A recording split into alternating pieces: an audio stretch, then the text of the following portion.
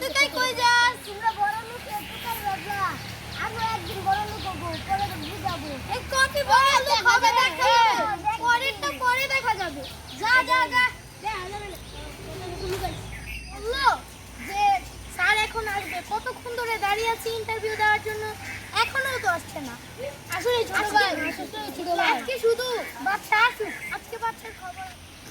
আরে যে গরম পড়ছে এখন হয় না স্যার। এই দেখ আমার এটা মুগি জামা কাপড় বের করেছে। ও ফকির অভদ্র অভদ্র ফকির জামা কাপড় পরে বড় লোক হতে যাচ্ছিলি, পাবি না বাপ। বাপ তুই ফকির, যে আমার বাড়ি থেকে মনে হয় জামা কাপড়গুলো চুরি করে আনছো। ফকির ফকির ফকির ফকির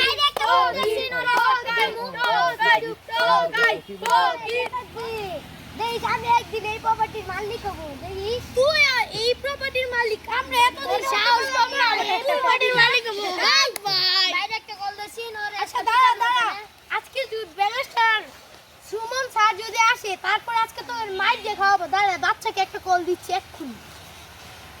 হ্যালো বাচ্চা, আয় তাড়াতাড়ি আয় তো, এখানে একটা টুকে আসে। বস আসসালামু আলাইকুম। তুই একটু বস ডাকলি কেন?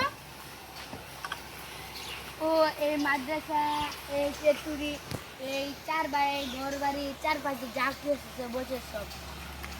কি সে কি ব্যারিস্টার সুমন? হ্যাঁ স্যার আমাদের মাফ করে দেন স্যার।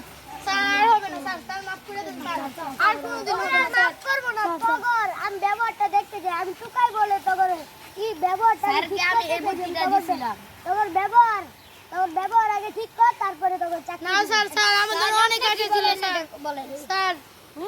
স্যার আপনার মতামতটা জানান স্যার। আর হবে না স্যার। আর তোমার আগে চেহারাটা ঠিক করো, আর তোমার বাসাটি ঠিক করো, তারপরে তোমার চাকরি দিই। এরপরে চাকরি হবে।